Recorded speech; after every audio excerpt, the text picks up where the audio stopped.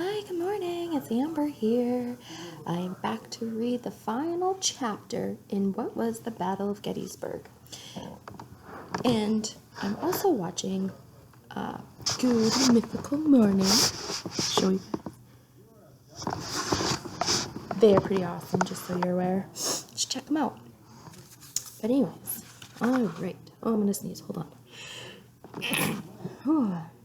Allergies. Excuse me. I hate these allergy stuff. Okay.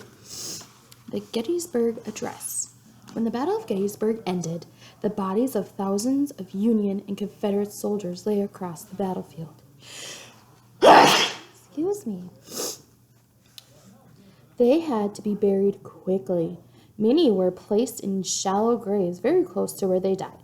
Within a few weeks, some important citizens and politicians in Pennsylvania decided to establish a special cemetery at Gettysburg. It was called the Soldiers' National Cemetery at Gettysburg. Confederate soldiers remained in their original battlefield graves until after the Civil War.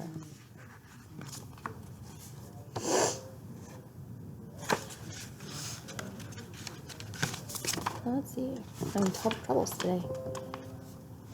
Land was purchased, and the new cemetery was laid out in 2 circles around a monument to the soldiers. The first 1,258 bodies were reburied in the cemetery by mid-November 1863. A ceremony was scheduled for November 19th, and President Lincoln was invited to speak. He was not the main speaker, however. That honor went to the famous orator named Everett. November 19th was a bright sunny day in Gettysburg. Before a crowd of 15,000 to 20,000 people, Everett went first, speaking from a small stage. He spoke for 2 hours. He said that the Battle of Gettysburg would take its place alongside the most famous battles in the history of the world. Then it was the president's turn. Okay, this is Everett speaking for the picture here. Abraham Lincoln had written a very short speech, so short that the story was that he wrote it quickly on the train. The story was that he wrote it quickly on the train to Gettysburg, but that is not true. Although the speech is only 271 words long, it was one of the most beautiful and moving speeches in all of American history. Today it is known as the Gettysburg Address. Abraham Lincoln did not talk about the battle, but about the young men who had died fighting. Lincoln could see more than 1,000 new headstones planted in the ground. Lincoln said that the young soldiers had not died in vain for nothing. So there's a couple more pictures.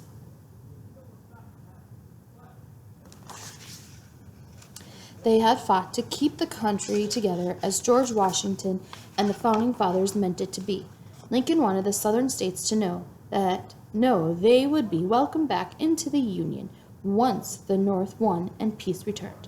The crowd did not seem to think it was a great speech. Lincoln said that it fell like a wet blanket. However, Everett wrote the president the next day, "I should be glad if I could flatter myself that I came as near to the central idea of the occasion in 2 hours as you did in 2 minutes." So Gettysburg today. Today, the Gettysburg National Cemetery holds the bodies of over 3,500, so 3,500 soldiers who died at Gettysburg, including young Charlie Spiesberger. More than 1 million people visit Gettysburg every year. That is far more than the number of visitors to any Civil War battleground. The cemetery and the battlegrounds are open all year. At certain times of the year, there are dramatic reenactments of the battle with actors playing Union and Confederate soldiers. There is also a museum with exhibits that explain what happened over those 3 important days.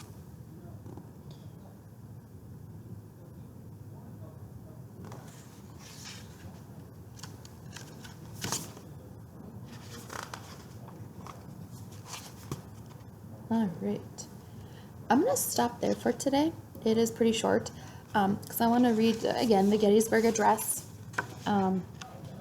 And then there's some other cool little things at the end here that I was going to share with you.